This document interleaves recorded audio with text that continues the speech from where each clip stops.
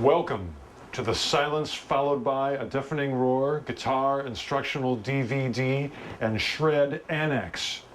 En cadeau, Paul Gilbert vous offre un extrait de son nouveau DVD pédagogique dans lequel il décortique son dernier album instrumental, Silence Followed by a Deafening Roar, dont voici la chanson titre, ses riffs et solos, accords et tapping.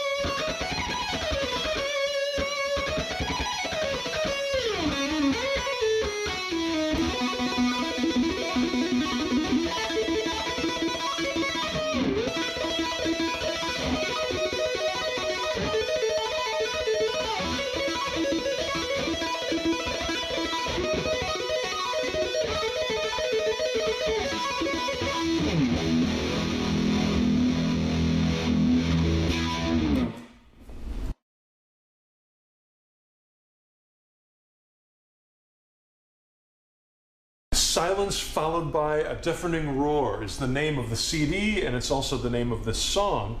And this title obligated me to try to find something that would be a deafening roar. I decided the best way to do it might be to use a bow, like you'd use on a violin or a cello. And all I'm doing is playing the low E string on the F sharp note, 14th fret, and pulling up on it slowly, bending it, and then bowing it at the same time. So after the monstrous, deafening roar comes a heavy metal riff that I liked in the key of C sharp. It sounds like this.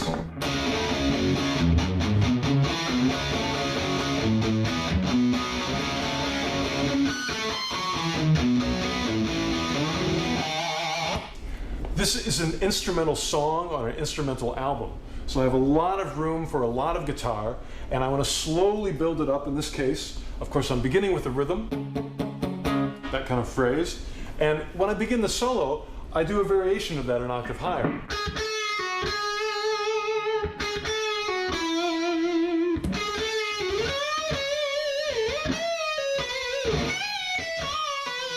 So it's kind of a melodic version.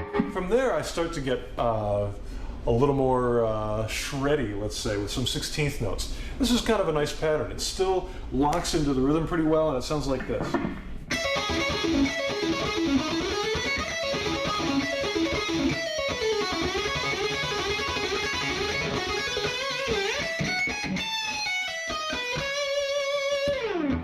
So this is one of my favorite ways of playing arpeggios, where I'm doing string skipping,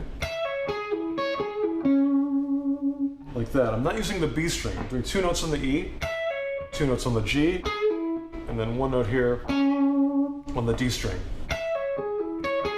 I follow that with a scale pattern, just ascending. That's C sharp minor, C sharp natural minor. Starting here, 3 notes per string. And that leads us rhythmically and melodically back to our first lick. So it sounds like.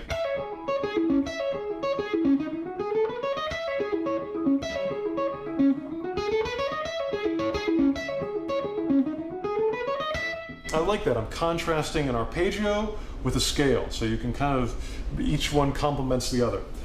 From there, instead of doing an ascending scale, I do a descending scale in between the arpeggios. Yeah, now let's do it up to speed. 1, 2, 3.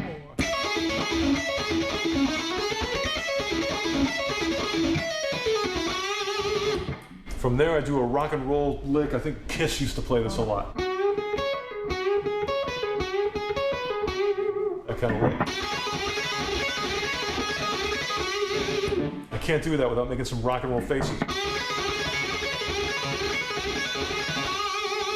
I love that one.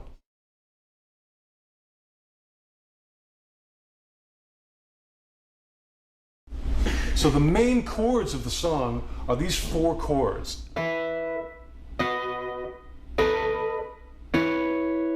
Let me play them one note at a time so you make sure you got them.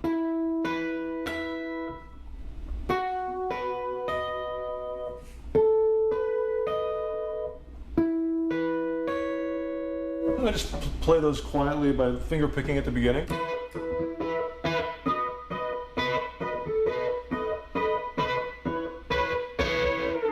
And then in the middle of the song with the big climax, I use two-handed technique to play the same notes. Sounds like this.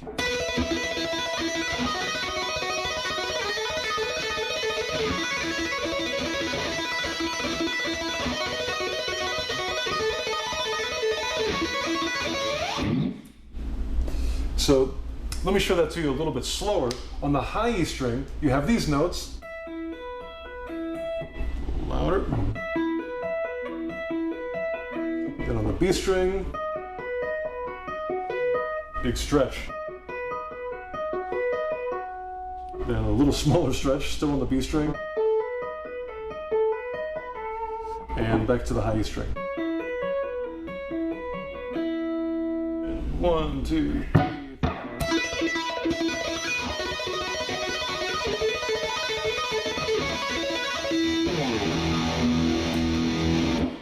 There you have it.